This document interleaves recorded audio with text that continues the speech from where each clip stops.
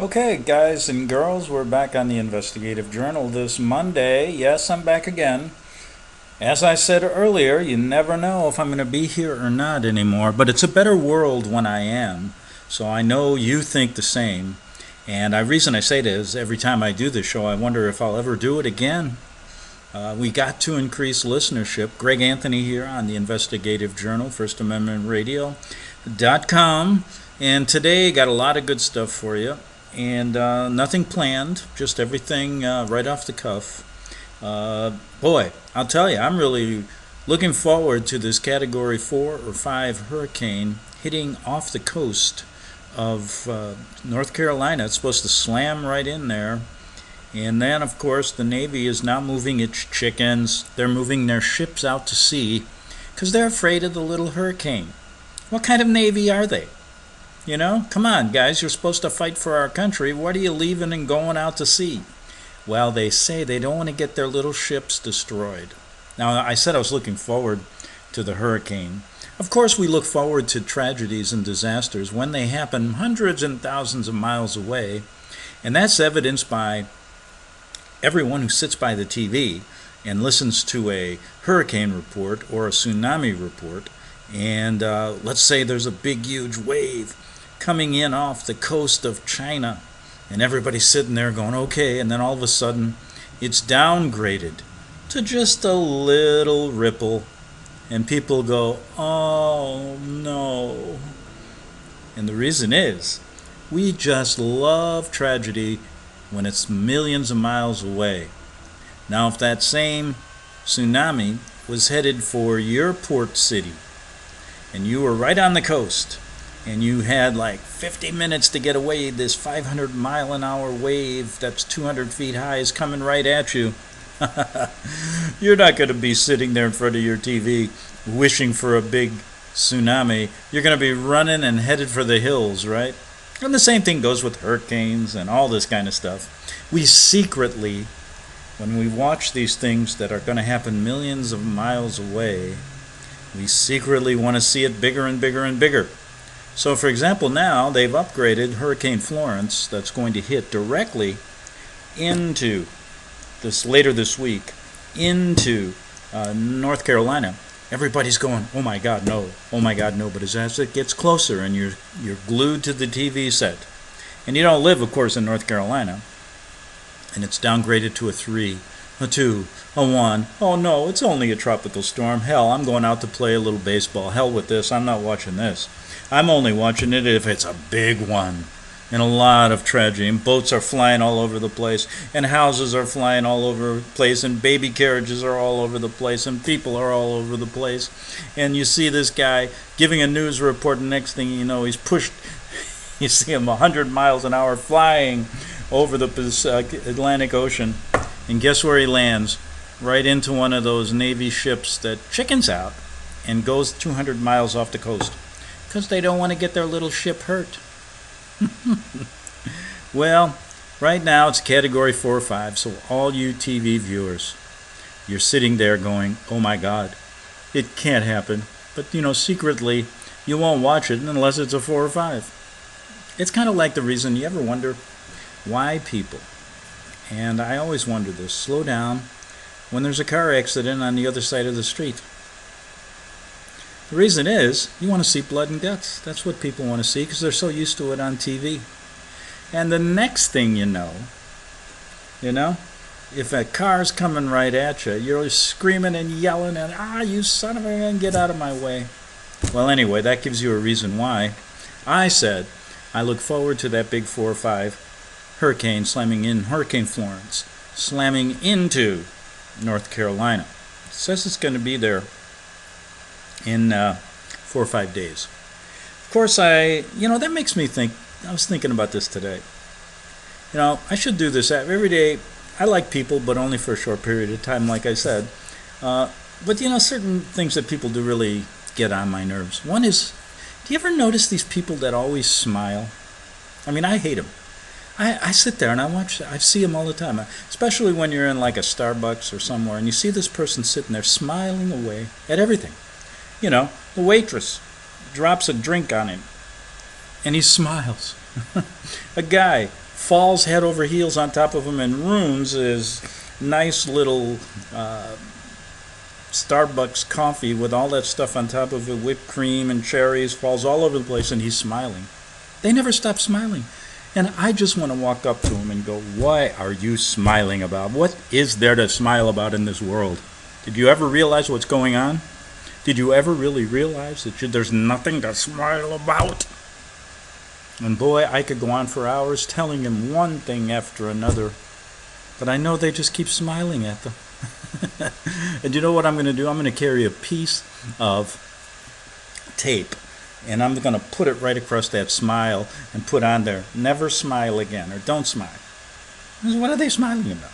You ever look at the world's going to hell in a handbasket, and I can go 100 million miles an hour telling them why, and they're going to keep smiling. Go to the next person.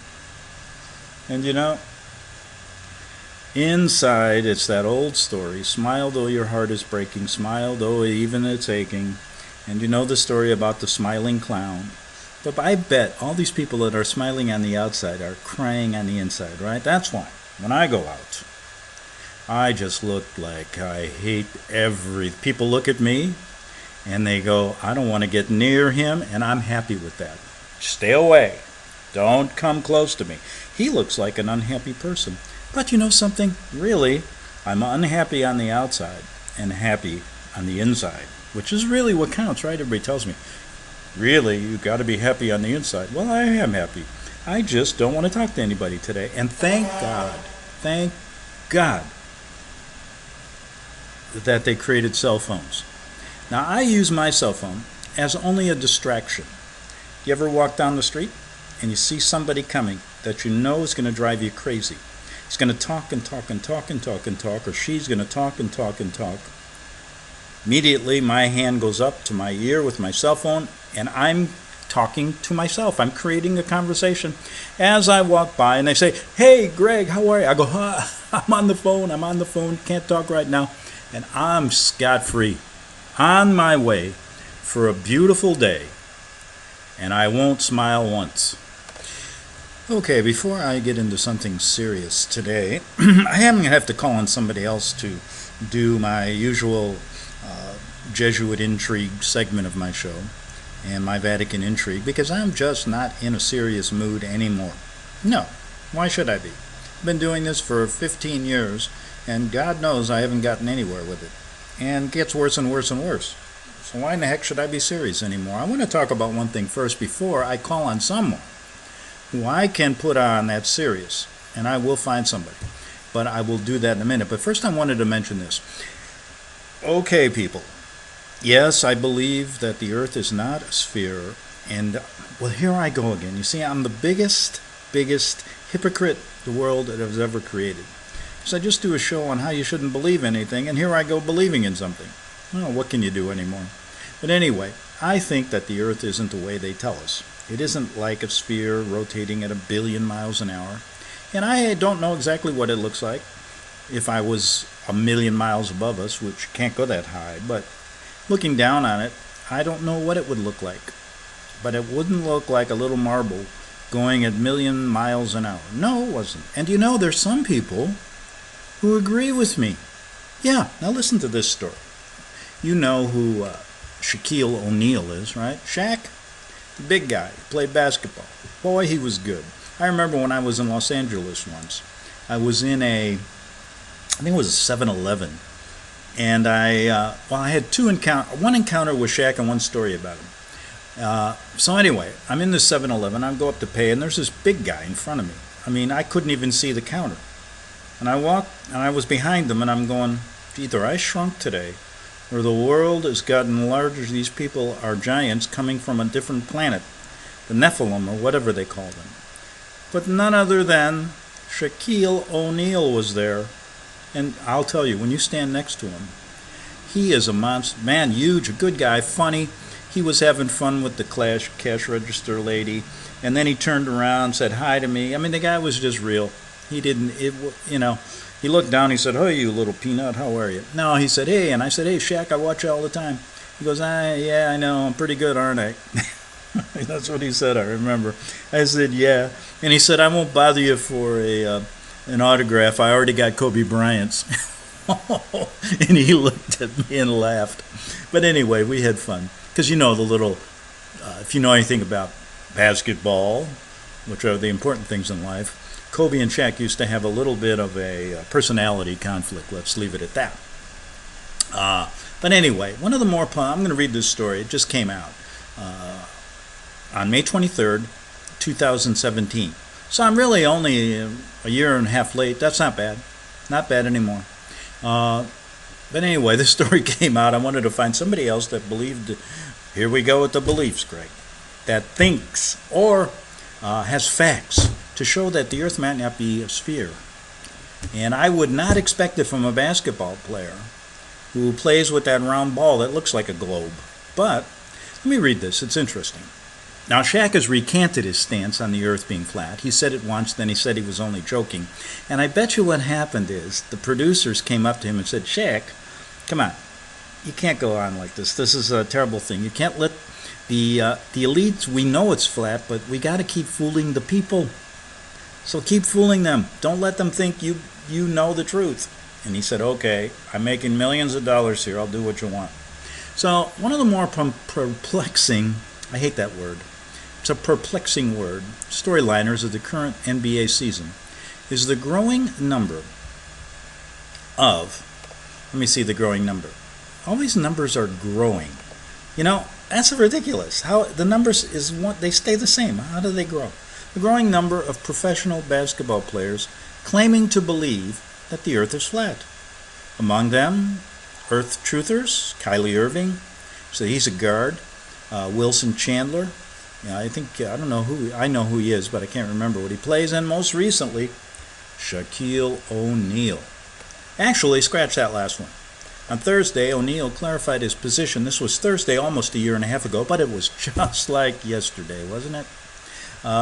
His previous comments about the Earth shape by saying that he was joking. Shaq, and you got to believe him because he's a big jokester. And, he is pretty fun. I mean, Shaq is pretty good. I mean, I got to like him. How are you not going to like him? He's like 7'20", 630 pounds. I mean, of just pure muscle. This guy used to push around anybody. I mean, 3 guys would hit him and they'd all fall down on the basketball court. But he clarified his previous comments about the Earth shape by saying it was joking. Quote, the first part of the theory is, I'm joking, you idiots, O'Neal said on Jordan Harbinger's podcast, The Art of Charm. That's the first part of my theory. The second part is I said jokingly that when I'm in my bus and I drive from Florida to California, which I do every summer, it seems to be flat. When I'm in my plane and we're getting ready to land and I open up the window and I'm looking at all the land that we're flying over, it seems to be flat. The second part is the reference to O'Neal's initial comments about the Earth supposedly being flat. That's quite an elaborate joke. He continued his attempts to clarify the matter via Yahoo. Man, he goes, this world we live in, people take things too seriously, but I'm going to give people answers to my test. Knowing that I'm a funny guy, if something seems controversial or boom, boom, boom, you've got to have my funny points on, right? So now once you have my funny points on, that should eradicate and get rid of all your negative thoughts, right? That's what you should do when you hear Shaquille O'Neal's statement, okay? You should know that he has funny points right over here. And what did he say? Boom, boom, boom, add the funny points. You either laugh or you don't laugh. But don't take me seriously. When I want to take me seriously, you'll know by the tone of my voice that I'm being serious. I'm telling you, I agree with you, Shaq. I never take you seriously. You could tell me anything, even that you like Kobe Bryant, and I know you're joking. Okay. This, while rather confusing, seems to be Shaq saying that the general public should have known he was joking about the earth being flat because he's Shaq. Anyhow, he wasn't done from here. Now he goes on and he says this. So we live in a world today, and Denzel Washington said it best. There's too much information right now. There's too much going on. So if somebody says something and they title it and they send it out, by the time it gets to another guy and another guy, it's all messed up. So people actually really believed I was serious when I said that the earth was flat.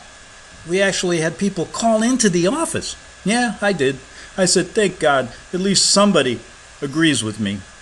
To clarify this discussion between these Hall of Fame basketball players, Shaquille O'Neal, who asked whether or not he thought the earth was flat, which, just to be clear one last time, Shaq knows is not true.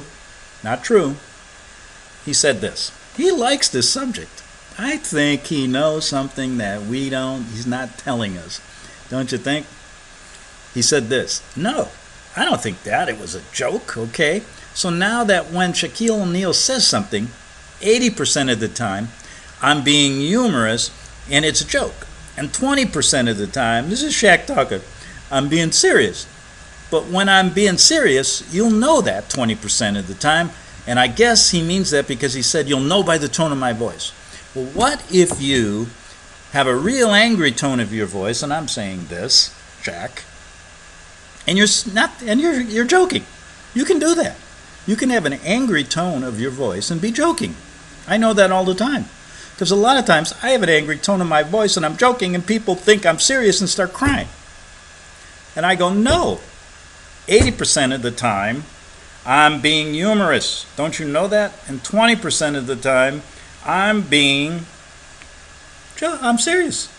But sometimes 18% of the time that I'm serious and I'm joking and I'm serious, I'm really serious, you'll know because I'm going to put up my finger and do the thing that I hate the most. You ever hate those people who put up quotes while they're talking?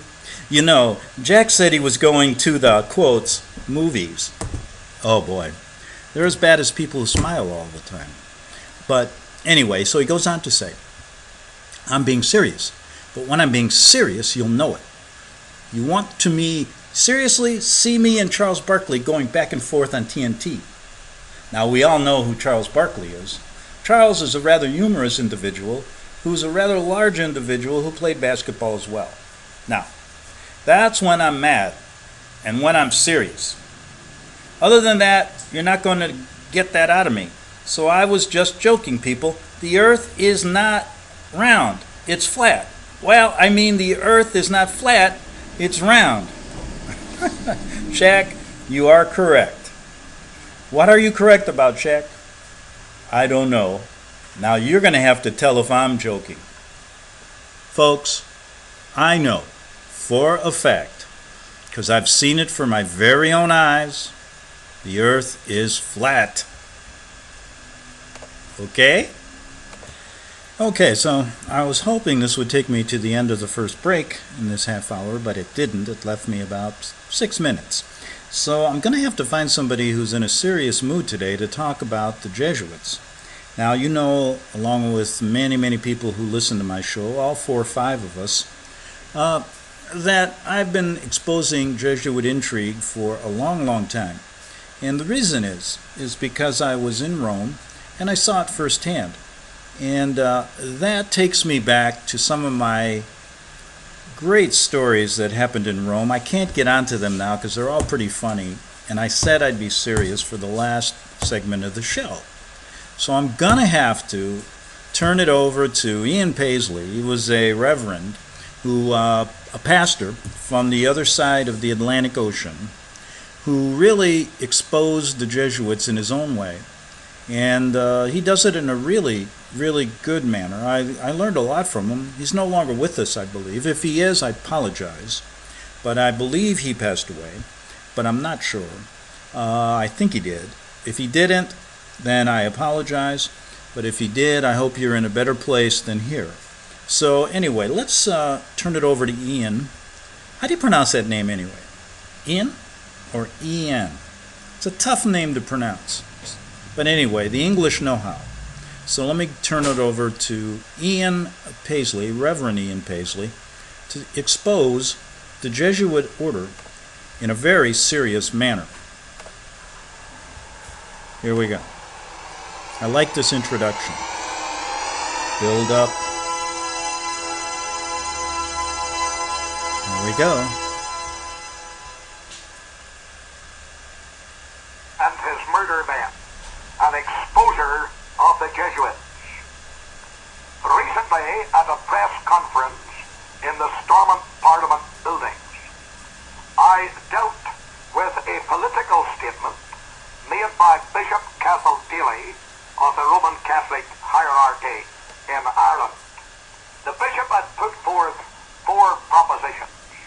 Number 1, that Mrs. Thatcher, the British Prime Minister's out statement rejecting the proposals of the New Ireland Forum for a United Ireland played into the hands of the IRA. 2, that all Unionists who rejoiced at that statement should be bracketed with the IRA as extremists. 3, that Roman Catholics in Northern Ireland were denied real rights and democracy. 4, that the Dublin government had just as much right in the North as had the British government. That final proposition, by the way, is a treasonable doctrine which would morally justify an invasion by the South of the North of Ireland. Commenting, I called the bishop the Black Pope of the Republican movement. The pressmen present threw up their hands in seeming horror, but none of them knew who the Black Pope was. I explained that the Black Pope was the name given to the head of the Jesuit order, the most powerful order within the Roman Catholic system. In an aside, I might say that the bishop should have felt very pleased that I had elevated him so high up in the hierarchy of the church to which he belongs. Then, when I explained to the press who the Black Pope really was, the head of the Jesuits, they again said, "Who are the Jesuits?" And I described them as the Gestapo of the Roman Catholic Church, the front men who carry out the Pope's orders throughout Christendom. Again, the press men represented threw up their hands in seeming horror and said this was a terrible thing to say about any order within the Roman Catholic Church. But what are the facts? I quote from The Secret History of the Jesuits by Edmund Hollis. I'm giving a quotation from the Reform, which is what the press of the Spanish dictator Franco published on the 3rd of May, 1945, the day of Hitler's death.